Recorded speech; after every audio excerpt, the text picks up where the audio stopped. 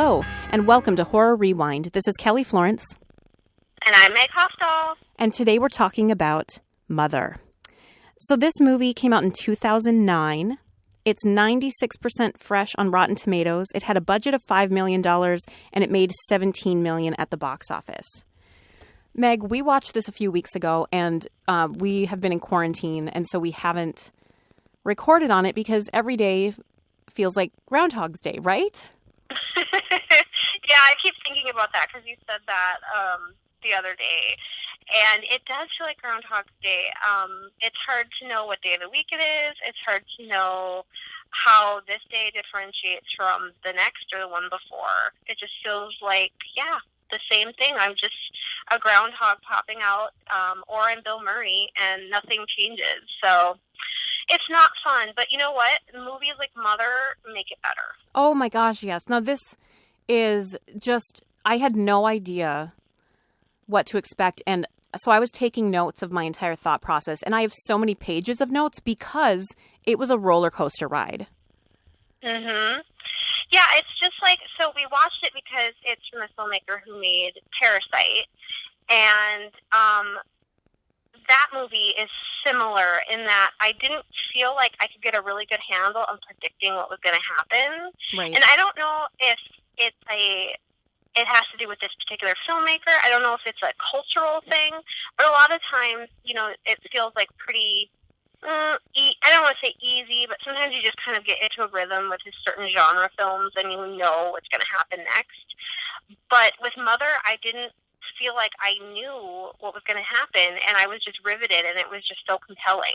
Absolutely. And now I've got some true crime questions coming up for you, so hopefully you can inform me and our listeners on some of these factoids about what the things that they bring up, and I'm curious if they're true. Sure. Now, first of all, just the premise and this stigma of having a child or a sibling, someone who is developmentally disabled. I mean, we already know there's such a stigma in our own country, but I imagine that it's maybe even more so in South Korea. Yeah, I mean, I'm not entirely sure, but it definitely kind of feels like there is some unspoken prejudice throughout the film. And I think when he is being interrogated, it made me think of so much of Brandon Dassey. Yes. From the Making a Murderer documentary, because it's like they are treating him as though he should be on their sort of intellectual level, and he's not, and they're basically like making him confess in a way that's not appropriate. So it made me think of that. But yeah, it was interesting, and I wonder when she reveals, the mother reveals what she did in the past, do you think that caused the developmental delay, or?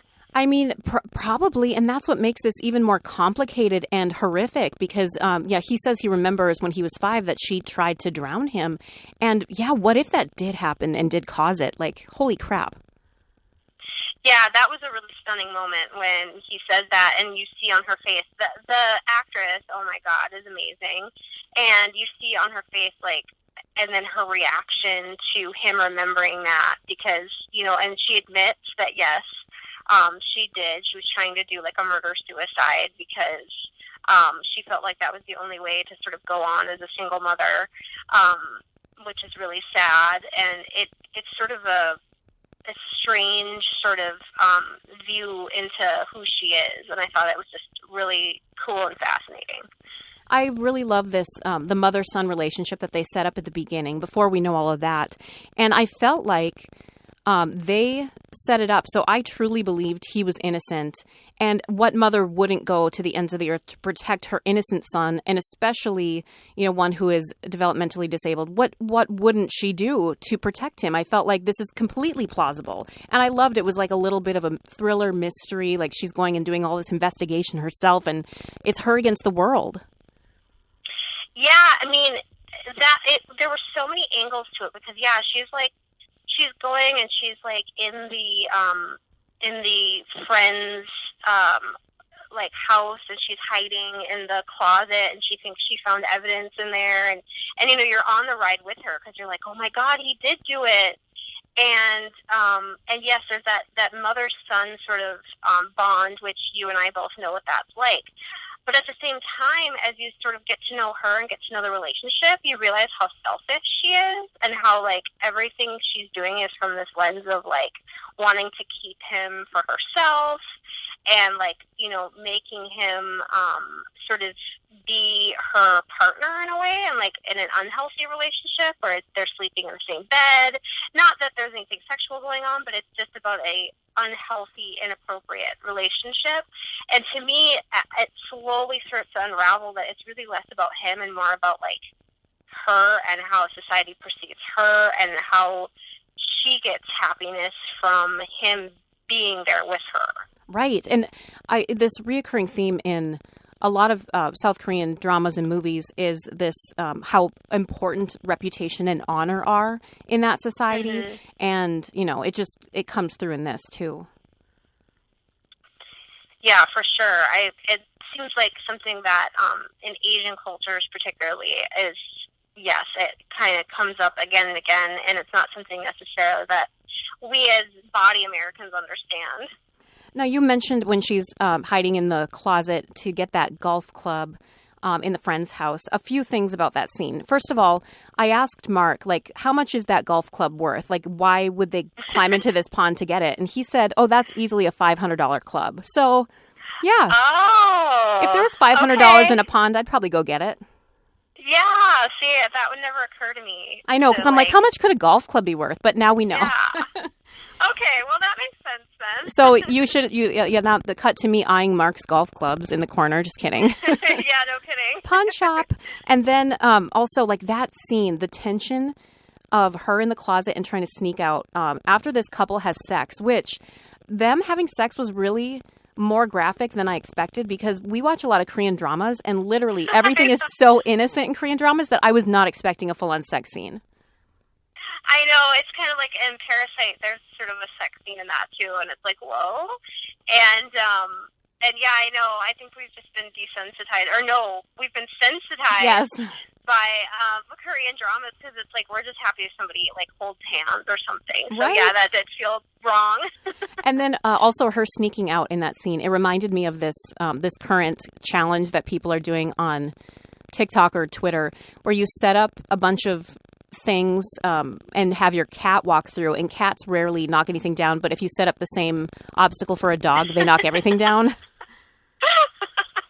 And she was more like the dog. Yeah. She was knocking over like a water bottle or something like that, right? Yes. Oh, it was so stressful. I could feel it. I know. And then, oh my gosh, like the sort of reveals as the movie goes, like, and I mean, I'm like way going ahead, but like,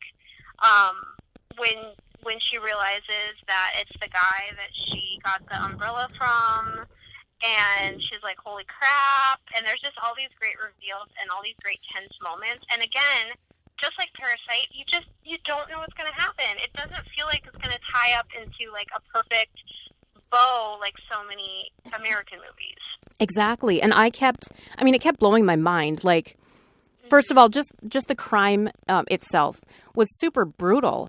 And, you know, we see this rock get thrown and we don't know who throws it. And I 100% believed the guy was innocent. And then they bring him with, like, this does not seem legal, but they bring him with and they're recreating the crime. And they're, like, at the scene of the crime and there's a huge crowd gathered. Like, this seems so unethical. Yeah, that was, I mean, I don't know how they do things in other countries, but that would never happen in the U.S. I mean, first of all, they have brought people to the scene of the crime. I can't remember if her body was still there. I don't think so. No. But, so that's good at least. But no, they wouldn't it wouldn't be like, you know, a tourist attraction. So that was really weird. Yeah. And I mean, it was good for the movie. I don't know legally what they would do. Yeah, now, but it was good for the movie. They mention in this movie that there's usually 3 motives for murder: money, vengeance, and passion. Is that true? I mean, yeah, yes and no. I mean, I think that money is definitely. I mean, yeah, I think you could. I think you could distill a lot of motives down to that. I feel like you could say that passion, because a lot of like murders happen where it's a heat of the moment, and a lot of murders happen because it has to do with being cheated on or those kind of things. So yeah, I feel like it's kind of a blanket statement, but I think it could be true. Yeah, I was curious on the accuracy of that. So the other thing, just like the how this movie was shot, it's so beautiful. Like there's all these really stark contrasts and wide shots to give us scope.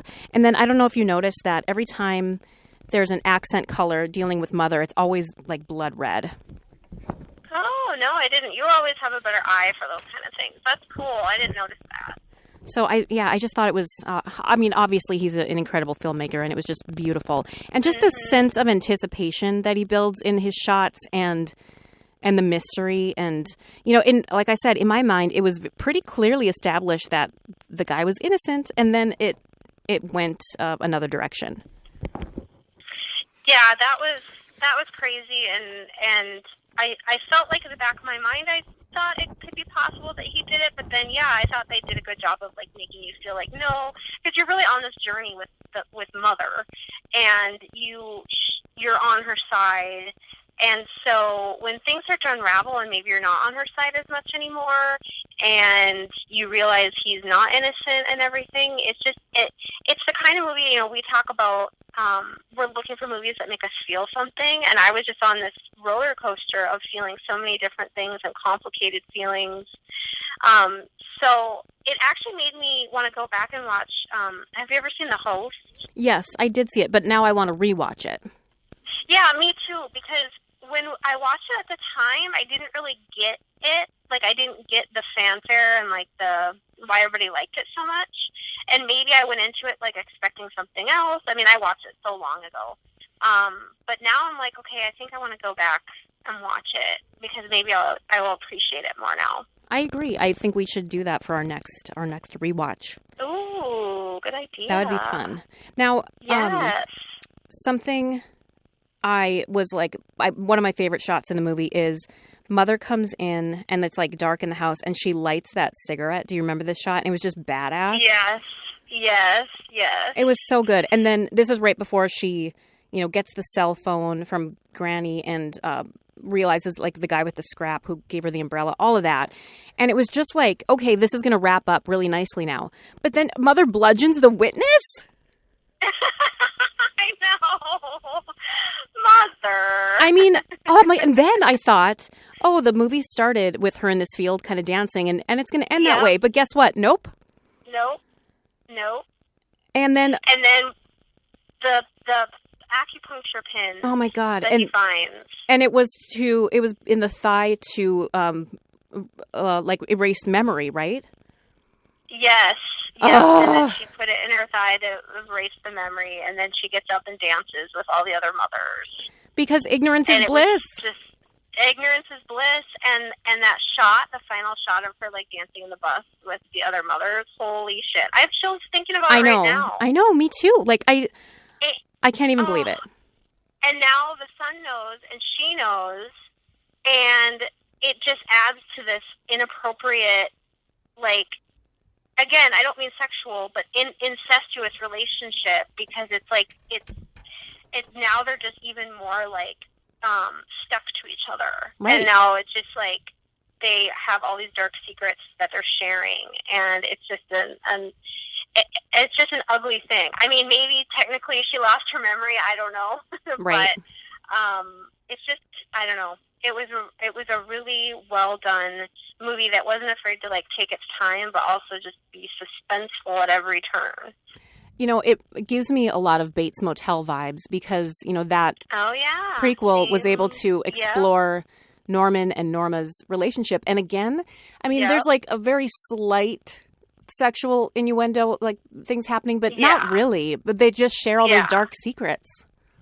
Yeah, and it's just like there's lines that are being crossed there, and then sometimes it's like, oh, she seems like a good mother, you know, and so it's all that kind of confusing stuff. And you're right, it does make me think of Norman. That's a good point. Now, I have a question for our listeners. And Meg, I think I've asked you this before, so if you know the answer, tell me. But otherwise, listeners, help me know what this movie is.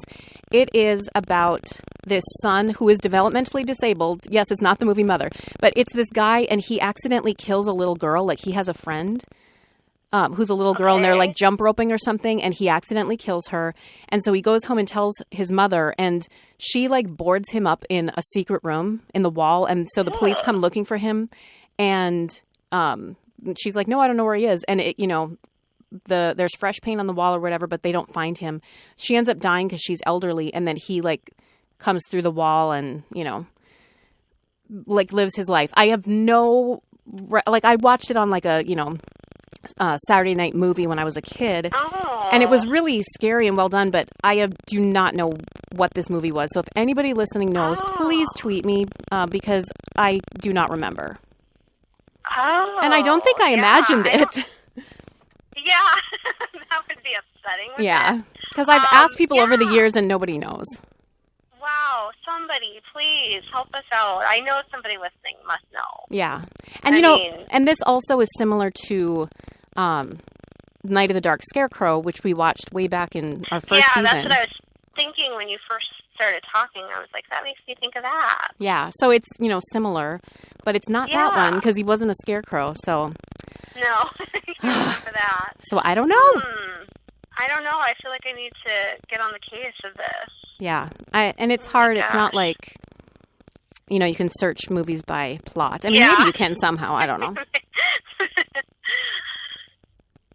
What else do you want to say about Mother?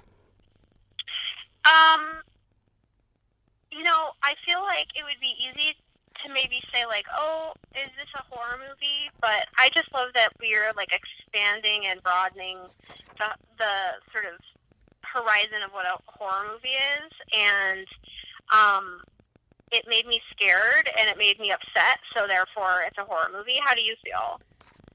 Yeah, I think it is a horror movie, and you know, horror doesn't mean only slasher or only you know, creature or monster, and really I think, like we've established, the scariest monsters are the people who live amongst us and the true things that happen in the world. And this could absolutely happen. Oh, yeah. This is very much something that has happened. And I don't know. There's something scary about the idea of just like him murdering her in this way. And then they were talking about like if he did put her up there, maybe it was so that everybody could see her, so they could save her or something. Like there was this odd justification or something. But yeah, I mean, this is stuff that really happened, so it's like all the more scary. Yeah, and I like too how you know, when we rewatch The Host, we'll probably see this too. But I noticed about how he builds class and privilege into the role of the characters in the movie itself, and it's sort of examining those things. And you know, she's trying to get this lawyer. And remember that scene? She goes into the bar or club, and they're just drunk AF, and she's just trying to, you know, talk some sense. And it's just like this uncomfortable thing of like, people are attracted to or want to be around powerful people who have money, but it just seems really gross. Yes, that's a good point, because that is like definitely the main point of Parasite. Is obviously like class and privilege and different socioeconomics or backgrounds and stuff. And yes, that's a really good point. You know, they're poor in this movie, and then there's the hushed, you know, like I said, prejudice about him having learning disabilities, and you know, she's getting in trouble for like doing acupuncture, like not legally and things like that, but she's just trying to make money. And yeah, there is a lot, and that scene is so unsettling because she's just like outnumbered by all these gross people who are treating her like not even human. Yes. Oh, I just thought it was really powerful. The other thing too, it just makes me think about how, you know, she's desperate to get this lawyer because she's desperate to save her son, and think about the parents of actual killers or people who are innocent or, accused killers, kind of like Stephen Avery's parents, and they're humans too, and the things that they have to go through. Like, there's a whole, that's an entire book in itself, parents and or siblings or kids of killers. Do you know much about, like, families of actual accused or convicted killers and how they handle that notoriety? Oh, good question. Well, there's a lot of people who have, like, written books about, I know that, I can't remember if it's Harris or Klebold's mom from Columbine, but one of their mothers wrote a book somewhat in the last couple of years, and, like, her sort of, like, coming to terms with being, that parent. And I know that BTK's daughter has been in the news sort of talking about what it's like to have a father who is a serial killer. And so some of them, embrace it and sort of talk about it and are willing to tell their story. And then there are people like no one knows who Ted Bundy's daughter, birth daughter is. There was a great documentary series on Amazon that came out 2 months ago.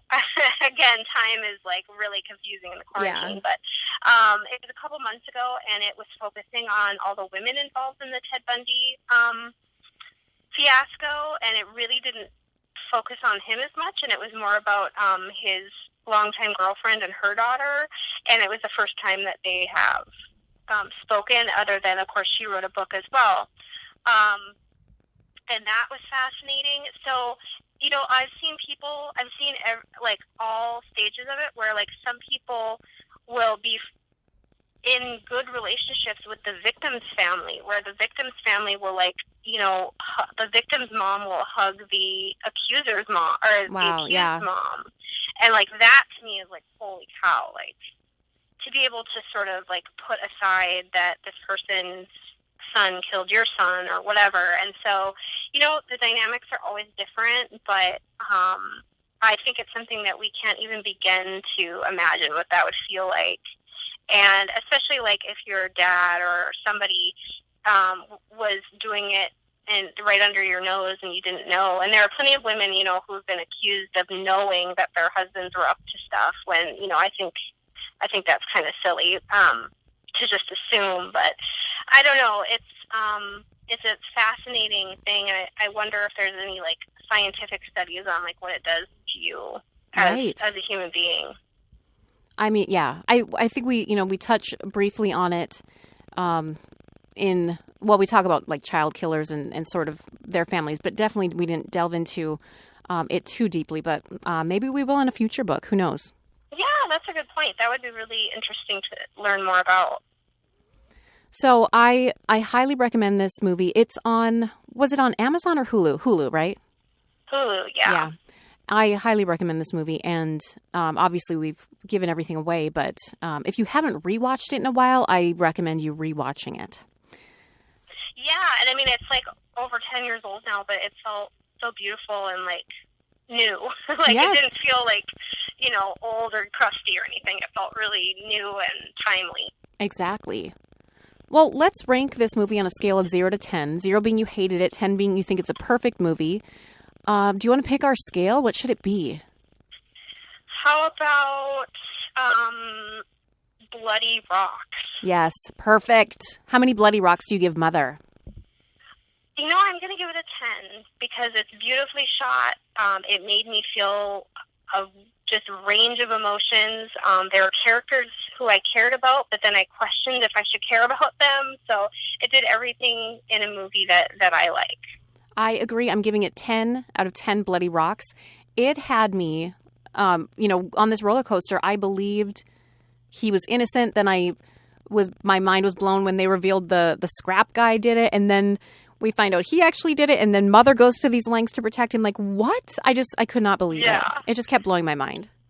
I know. I just kept being I was just watching it alone, talking to the TV. It was that level of mind blownness. Oh, so good.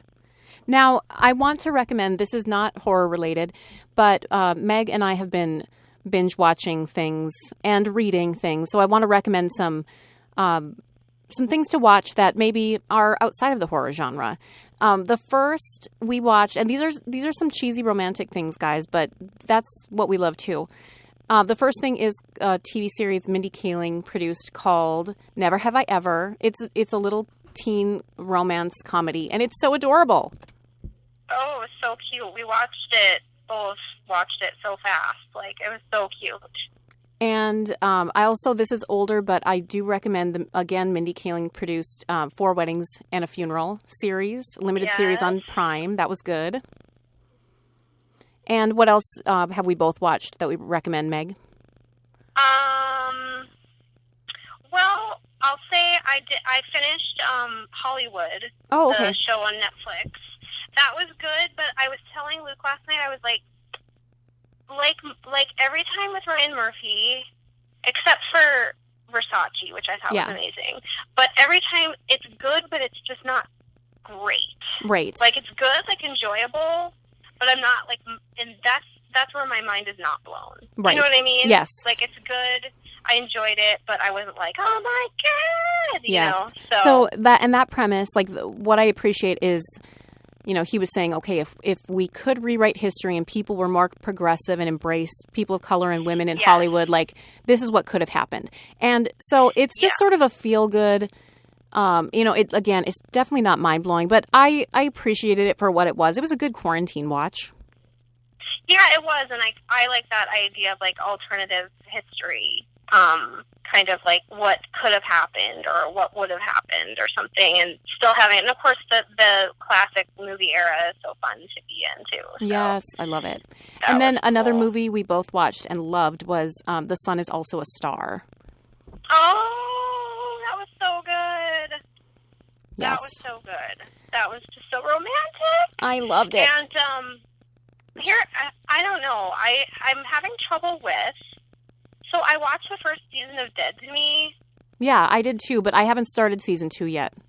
I don't know. I can't get into it. Okay. I just keep trying, and, like, I had it on last night, but then I was, like, not paying attention type of deal. Okay. You know? Like, I don't know. I don't know what it is, but I was having trouble getting into it. So I'm going to try again, but it's funny how, like, sometimes things, like, come along and they're at the right moment, and then you expect, like, it's going to be that way for the second season, and it just doesn't. I don't know. I know, it's weird. And I haven't even attempted to put it on because I'm like, I don't think I'm in the mood for this. I don't know. Exactly. I don't know. Like, I did the same thing where I was going to start it, and then I'm like, no, I'm going to watch Hollywood. And then I finished Hollywood, and I'm like, okay, well, now I can start it. And I'm like, So I don't know. But I am excited for Luke and I are going to watch the Unbreakable Kimmy Schmidt special. Oh, this yes, weekend. the interactive. Yeah, that should be fun. Yeah. So that'll be fun. But, you know, we have to look forward to these kinds of things right now. Exactly. Yeah, because I don't know when the movie theaters are going to reopen.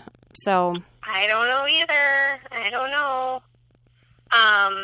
Yeah, I mean, like, we just have to sort of reward ourselves with little things. And, like, today I finished a writing project, so I rewarded myself with Panera from DoorDash. Perfect. And I was like, this is going to be the highlight of my week. Yes. So, you know. I know. It's definitely put things into perspective of, like, you know what? Yes. It is the little things.